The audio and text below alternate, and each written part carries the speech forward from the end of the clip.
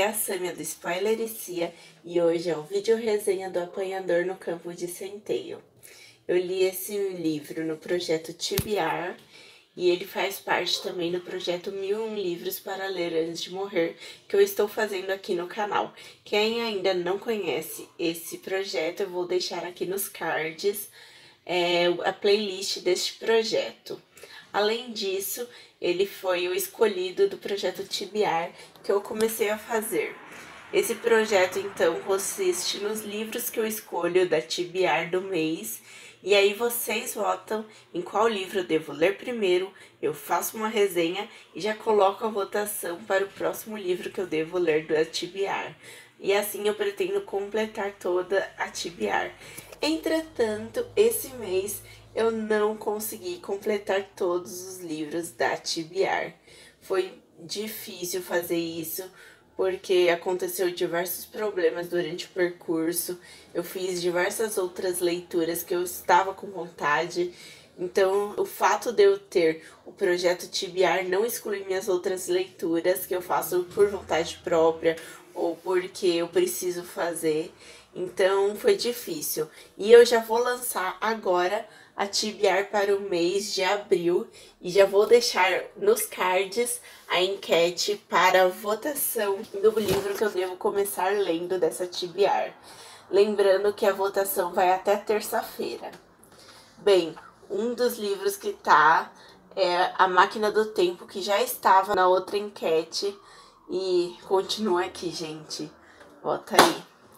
O outro livro que está e também já estava era Senhorita Aurora. Lindo e maravilhoso, um romance para quem gosta de romance. Outro livro é O Ateneu, que também estava. E aí, gente, me ajude a escolher entre eles. Tem A Escolha do Nicholas Sparks, que não estava. E vai ser meu primeiro contato com o autor. Então, se vocês gostam desse autor e quer que eu conheça, por favor, vote nele. E o último é o Madame Bovary. Quem quiser que eu leia esse livro e fale um pouco sobre ele, pode votar à vontade. Bem, gente, agora vamos para o vídeo resenha desse livro incrível que é O Apanhador no Campo de Centeio. Eu vou contar um pouco sobre a história antes de dar minhas impressões sobre o livro. Bem, aqui a gente vai conhecer a história do Holden. Ele é um adolescente que, no momento do início do livro, foi expulso do colégio que ele estuda. Mas essa não é a primeira vez que ele foi expulso de um colégio. Ele já foi expulso de uma outra escola porque foi mal e reprovou em diversas matérias. Outra ele diz que saiu por vontade própria porque lá estava cheio de hipócritas, mas não podemos confiar muito no narrador por ser o próprio Holden, que admite ser um exímio mentiroso. E além disso, ele foi expulso desse último colégio por ter reprovado em 4 de 5 matérias. Quando ele foi expulso, então, o professor de história, que tem um interesse nele, que presta atenção no aluno, convida ele para ir até sua casa e assim conversar sobre os seus planos para o futuro, sobre o que ele pretende da vida e sobre a falta de atenção dele para a escola e para as matérias. Entretanto, a única coisa que o Holden consegue sentir durante esse encontro é uma pena do professor, da situação da casa dele, do fato dele estar doente, que aparentemente é uma gripe, mas ele se sente incomodado com a doença. E isso logo no começo já me chamou a atenção, esse incômodo que ele tem com a doença em si. E então, ele sai da casa do professor, chega no quarto onde ele divide com um amigo e descobre que esse colega vai sair com uma menina, que ele tem uma paixonite. E para ele, essa foi a gota d'água. E ele foge do colégio durante a noite e vai para Nova York, enquanto seus pais ainda não sabem que ele foi expulso da escola, e ele pretende ficar em Nova York até eles descobrirem isso. A gente percebe que o Holden, assim, logo no início, ele não tem muitos amigos, ele tem colegas, mas a maioria ele critica, ele despreza, ele fala mal. Isso pode ser visto como uma característica da adolescência, mas mesmo os adolescentes comuns têm amigos e eles costumam ter lealdade com os amigos. E isso foi estranho, ele aparentemente não tem amigo nenhum. Quando ele chega em Nova York, ele vai se encontrar com outros colegas, ele vai frequentar lugares para beber, ele vai sair com uma prostituta, mas ainda assim, em momento nenhum, ele tem um envolvimento emocional importante. Em nenhum momento ele sente prazer pelas coisas que estão acontecendo ali.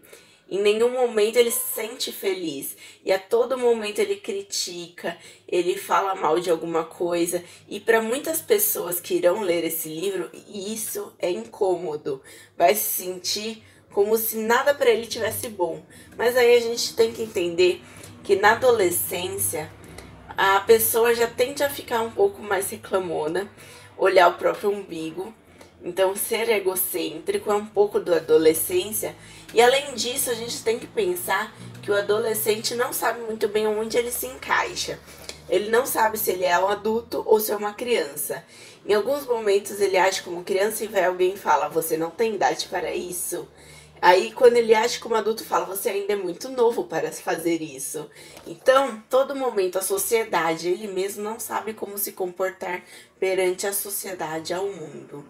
E isso faz eles se sentirem um pouco fora do contexto e serem vistos como rebeldes. E isso está presente a todo momento no livro. A gente percebe que o Holden se sente fora da casinha, como se ele não se enquadrasse. Logo no início ele fala, às vezes eu ajo como uma criança, mas às vezes quando eu tenho comportamento de adulto, ninguém parece notar. E é exatamente isso com as pessoas normais fora dos livros. Mas fora isso, a gente percebe que o Holden, ele tem um quesinho a mais dessa rebeldia, mas não é uma rebeldia. Se a gente for analisar, ele tem alguma coisa, algum problema que pode ser patológico, pode ser uma doença. A gente pode perceber que ele se sente como a ovelha negra da família. Ele tem um irmão mais velho, que é um escritor, que teoricamente é bem sucedido. Ele vai ter uma irmã mais nova que ele adora conversar com ela. E ele fala a todo momento que ela é linda, que ela é inteligente. Então, ele se sente o burro da família. E por se sentir esse burro, o menos inteligente, ele nem se esforça no colégio. E eu acho que isso contribui muito para ele ser reprovado em diversas matérias. É o jeito dele de chamar atenção, mas não de propósito, na minha opinião. Ele não chama atenção de propósito. É que ele simplesmente desistiu da vida acadêmica. Além disso, ele tinha um irmão que ele adorava, que se chamava Ellie. Esse irmão era perfeito na visão dele. Era ótimo aluno, ótimo filho, ótimo amigo, ótimo em jogar beisebol, era ótimo em quase tudo. E para ele era um ídolo, mesmo sendo o irmão mais novo. Entretanto, o Ellie faleceu. E isso para mim foi a explicação dele ter esse pavor, essa agonia com relação a doenças. O fato do irmão dele ter falecido por causa de uma doença. E aí você junta o fato dele ser um adolescente, com toda a questão hormonal, a questão de em que lugar estamos no mundo, na sociedade, o fato dele se sentir a ovelha negra da família, e o fato do irmão dele, que ele amava muito, ter morrido, tornam ele um adolescente que tem um problema. Eu, na minha visão, que volta um pouco para parte minha profissional, eu faço medicina. Eu ainda estou na faculdade de medicina, mas pretendo me especializar em psiquiatria. Eu, a todo momento, durante a leitura desse livro, eu sentia como se estivesse atendendo um paciente com um caso de depressão. A todo momento, eu ficava pensando, cara, esse adolescente precisa de ajuda. Ele não tá sendo chato porque ele quer. Ele não tá se isolando porque ele quer. Ele não tá reclamando de tudo porque ele quer. Ele tem alguma coisa patológica, alguma doença. E isso foi comprovado, na minha opinião, durante a leitura até o final do livro. Então, quem não gostar desse livro, quem tiver um pouco de receio de ler por causa do jeito como ele é, porque ele é uma pessoa difícil, ele é um adolescente difícil. Você vai ler, você vai se irritar, que ele reclama de tudo. Mas entenda que ele não tá fazendo isso porque ele quer. Na minha opinião, ele tem algum quê patológico. Quem já leu ou quem for ler, depois escreva aqui embaixo se vocês concordam comigo a respeito dessa minha opinião. E a todo momento, quando ele faz as colocações deles, que são chatas, ele coloca também algumas críticas bem interessantes com relação à hipocrisia. Ele odeia hipocrisia, por exemplo, falsidade social. Por exemplo, quando você chega para alguém e pergunta, você tá bem? A pessoa fala, tô, mas na verdade ela pode não estar bem. Ele não suporta esse tipo de coisa. E a gente vai ter uma reflexão em algum momento sobre o dinheiro. Porque ele é rico, ele tem pai rico. Entretanto, ele fala que ele se sente extremamente incomodado quando ele vê alguém com uma coisa pior do que a dele. Por exemplo, entra num restaurante, num bar que ele tá, duas freiras. Elas estão com uma mala bem pobre, bem de segunda mão. E ele se sente extremamente incomodado com isso. Não porque ele acha feio ou algo do tipo, mas porque ele sabe que ele tem e elas não. E aí, por causa desse incômodo, ele vai até ir lá conversar com elas, perguntar se elas querem dinheiro, que ele vai doar. E elas aceitam de tanto que ele insiste. E aí, depois disso, ele vai ter essa reflexão aqui. Depois que foram embora, comecei a ficar arrependido de só ter dado $10. Mas acontece que eu tinha aquele encontro com a Sally e precisava do dinheiro para comprar as entradas e tudo. Mas fiquei arrependido de qualquer maneira. Dinheiro é uma droga. Acaba sempre fazendo a gente se sentir triste pra burro.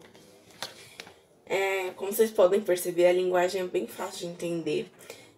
Não tem nada muito complexo. Até o próprio narrador, que é o Holden, fala que ele tem uma linguagem muito pobre. Eu vou ler agora um trecho para vocês que vai mostrar a importância do irmão dele para ele e o quanto isso impactou na vida dele. E é um momento que ele vai refletir sobre o fato do irmão dele estar morto. Não é tão ruim assim quando faz sol, mas duas vezes, estávamos lá dentro quando começou a chover. Foi horroroso. Choveu na porcaria do túmulo dele e choveu na grama em cima da barriga dele. Chovia por todo lado. O pessoal todo que estava de visita saiu correndo para os carros. Foi isso que me deixou doido. Todo mundo podia correr para dentro dos carros, ligar o rádio e tudo ir jantar em algum lugar bacana. Todo mundo menos o L. Não aguento um troço desses. Eu sei que é só o corpo dele e tudo que está no cemitério. Que a alma está no céu e essa merda toda. Mas assim mesmo não podia aguentar aquilo. Só queria que ele não estivesse lá. Quem conheceu o L entende o que estou querendo dizer. Não é tão mal assim quando tem sol, mas o sol só aparece quando cisma de aparecer. Então a gente percebe, com tudo isso que eu falei, que ele no fundo não é um menino ruim. Ele tem momentos de crítica, ele tem momentos de ser chato, mas tudo isso tem um fundo psiquiátrico, tudo isso tem um fundo psicológico. E as marcas que essa morte deixou na vida dele foi muito impactante, foi muito grande. Então, gente, é isso. Deixo a recomendação desse livro para quem tiver paciência para aguentar o jeito como o narrador escreve. Mas é incrível, por favor, deem uma oportunidade. E é isso por hoje, gente. Muito obrigada e até a próxima. Não esqueçam de votar antes em qual livro eu devo ler. A escolha de vocês vai sair na terça-feira no meu Instagram, que eu vou deixar aqui embaixo. E além disso, se gostou do vídeo, curte. Se quiser compartilhar, pode compartilhar, comentar e se inscrever no canal para acompanhar o projeto 1001 Livros para Ler Antes de Morrer e as outras resenhas. Beijos e até a próxima.